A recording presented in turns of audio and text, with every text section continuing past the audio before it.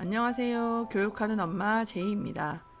초등학생 때까지 공부를 곧잘 하던 아이들이 중학생이 되면 이해할 수 없이 성적이 떨어지는 경우가 많다는 이야기 들어보셨나요? 사실 이 이야기는 정설이죠. 공부머리 독서법의 첫 챕터에 주희라는 아이의 이야기가 나옵니다. 중학생이 된 주희는 영어 100점, 수학 96점, 국어 82점, 과학 52점, 사회 64점으로 초등 성적을 생각하면 기뻐할 만한 점수가 아니었는데 주희는 만족하는 듯 했다고 합니다. 주희의 어머니도 일단 영어, 수학은 잘 나왔으니까 그나마 다행이라는 반응이었고요. 그 후 주희는 사회 교과서가 이해가 잘 안 된다며 선생님께 물어보면서 공부를 하겠다고 했고, 당시 학원 선생님이셨던 공부머리 독서법의 저자는 주희가 교과서의 단어 자체를 이해하지 못했고 짧은 지문을 읽고 해석하는데 30분이나 걸렸다고 합니다.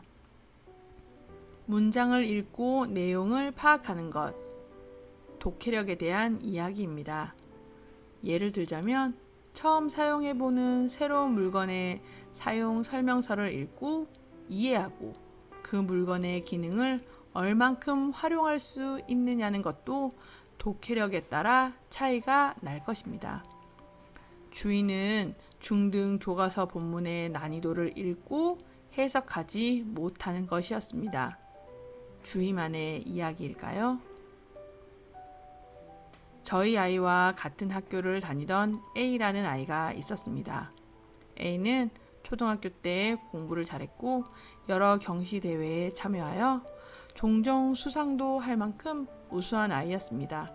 가정 환경도 부유했고 성격도 밝은 아이였습니다. 어느 날 A의 엄마는 상담을 받고 싶다며 연락을 주셨습니다. 전화를 받을 당시 저는 모 대안학교에 학습 상담을 진행하던 기간이라 일주일쯤 뒤로 상담 일정을 잡았습니다. A를 못 본 지 1년이 좀 지났던 상황이었던 터라 카카오톡 프로필 사진을 들여다보았습니다. A의 프로필 사진은 게임과 관련 있어 보이는 난해한 사진과 의미 없는 낙서와 같은 사진들로 가득 차 있었습니다. 그렇게 일주일이 흘러 만난 A 엄마의 고민은 영어 수학은 그래도 조금 하는데 나머지가 아이의 제로 수준이라서 이 아이를 홈스쿨링을 시켜야 할 것 같다는 내용이었습니다. 주희와 같은, 아니 주희보다 더 심각한 상황이었습니다. 아이를 직접 만난 것이 아니었기 때문에 다른 문제점이 있는지 확인할 수는 없었지만 우선 엄마를 통해 알 수 있었던 것은 독해력에 문제가 생긴 것 같아 보였습니다. 어떤 교육 방식을 선택하든 독해력을 우선 해결해야 하는 상황이었고 어떤 교육 방식을 선택하든 엄마 주도 학습이 아니라 학원 주도 학습이 아니라 자기 주도 학습이 되어야 하는 상황이었습니다. 공교육도 홈스쿨링도 대안학교도 그 자체가 완벽한 해결책이 되어줄 수는 없습니다.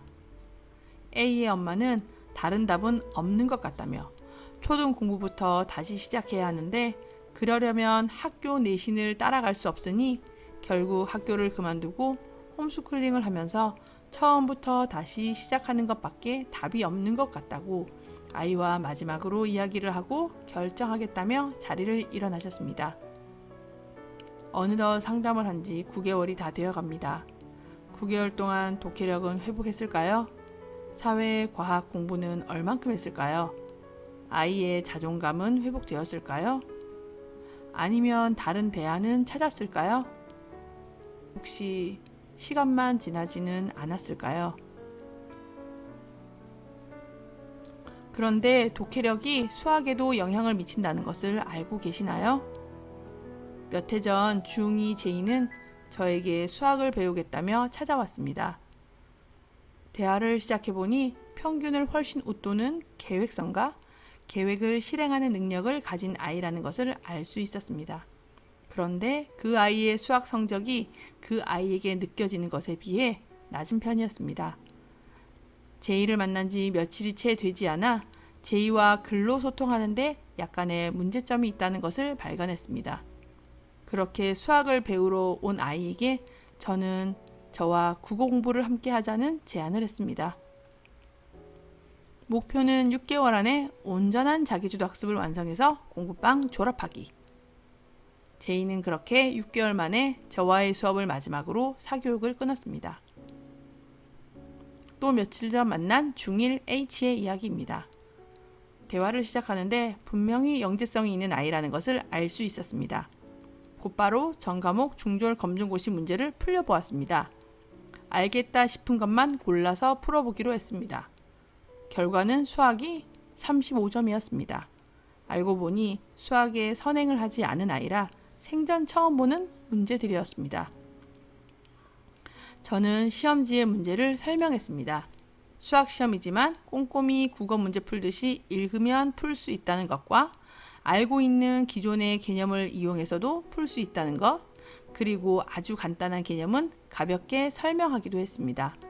그렇게 20분 정도 문제를 설명한 후 다른 회차의 수학 시험지를 출력해 주었습니다. 20분 정도 설명을 들은 아이는 85점을 받았습니다. 아는 지식을 총동원해서도 풀 수 없고 국어로도 풀 수 없는, 단 한 번도 개념을 배운 적이 없고 구경도 해본 적이 없는 순환소수 한 문제와 도형에 관한 두 문제, 이렇게 세 문제를 제외하고 전부 맞췄습니다. 이 아이에게 시간을 두고 수학을 가르친다면 어떻게 될까요? 당연히 100점이 나올 것입니다. 시험을 100점 맞기 위한 스킬을 가르친 것이 아니었습니다. 그 아이가 이해할 수 있는 언어로 문제를 해석하는 방법을 한번 이야기해 주었을 뿐입니다. 지난 영상에서 말씀드린 것처럼 모든 아이는 자신만의 고유한 영재성을 가지고 있습니다. 지금까지 만난 모든 아이가 그러했습니다. 그런데 사람들은 영재성과 천재성을 혼돈하는 듯 합니다. 5살부터 원어민처럼 듣고 말해야만 언어 영재가 아닙니다. 영재의 사전적 의미는 뛰어난 재주 또는 그런 사람을 뜻합니다. 상황에 따라 아이가 가진 영재성을 한 번도 발휘해볼 기회조차 가져보지 못했을 수도 있습니다. 우리 아이도 어쩌면 한 번도 자신의 영재성을 발휘해볼 기회를 가져보지 못했을 수도 있습니다. 오늘부터 더 세밀하게 관찰해 보시지 않으시겠습니까?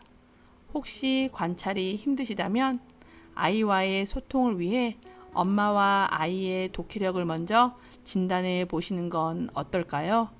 어쩌면 우린 서로 다른 이야기를 하고 있었을지도 모릅니다. 오늘 영상이 도움이 되셨다면 구독과 좋아요 그리고 공유해주세요.